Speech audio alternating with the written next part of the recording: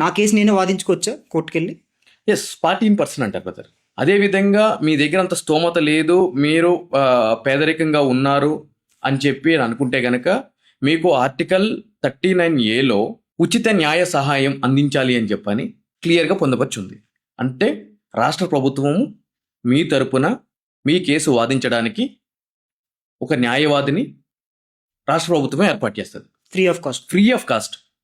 కానీ బయట private advocate చేసినంత ఎఫిషియెంట్గా చేస్తారా లేదా అనేది పక్కన పెడితే 100% చేస్తారు.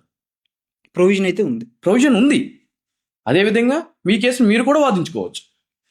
రిలవెంట్ టు సెక్షన్స్ లేదు, irrespective of the any case as a being a party in person మీరు ఏ కోర్టులో అయినా సరే మీ కేసుని మీరు వాదించుకోవచ్చు వితౌట్ లాయర్.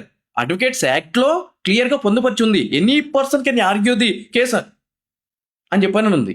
ఫర్ ఎగ్జాంపుల్ నాకు ఫోన్ కాల్ వచ్చింది పోలీస్ స్టేషన్ నుంచి నన్ను రమ్మని చెప్పేసి, నేను పోలీస్ స్టేషన్కి వెళ్ళేటప్పుడు మీలాంటి అడ్వకేట్లను తీసుకుని వెళ్తే అక్కడ ఒకలా ట్రీట్ చేస్తారు, నేను ఒక్కడిని వెళ్తే కనుక నన్ను ఇంకోలా ట్రీట్ చేస్తారు. ఇది ఎందుకు అక్కడ అలాగా ఫ్రెండ్లీ పోలీసింగ్ ఎక్కడ ఉంటుంది అప్పుడు?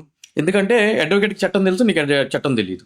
నువ్వు కోర్టుకి వెళ్ళాలి అని అంటే కనుక మినిమం 1 లక్ష రూపాయలు 2 లక్షలు పెట్టుకోవాలి. అదే అడ్వకేట్ కోర్టుకి వెళ్ళాలంటే 10 రూపాయలు ప్రింట్అవుట్ 10 రూపాయలు అవుతుంది, సరిపోతుంది. 10 రూపాయలు 1 లక్ష రూపాయలకి ఎట్లా ఉంటుంది?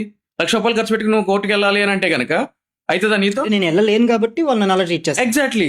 సో అయితే పోలీస్ కన్నా ఒక పొలిటీషియన్ కన్నా అడ్వకేట్ కి పవర్ ఎక్కువ ఉంటుంది. ఎగ్జాక్ట్లీ. ఇక్కడ అడ్వకేట్ ఇన్ ద సెన్స్ నల్ల కోట్ వేసి బ్యాండ్ పెట్టే వ్యక్తి అనే కాదు, చట్టం తెలిసిన వ్యక్తి అని చెప్పాలి. సో ఎవరికి చట్టం అయితే తెలుస్తుందో వాళ్ళకి. ఎగ్జాక్ట్లీ. అడ్వకేట్స్ యాక్ట్ కూడా అదే చెప్తుంది.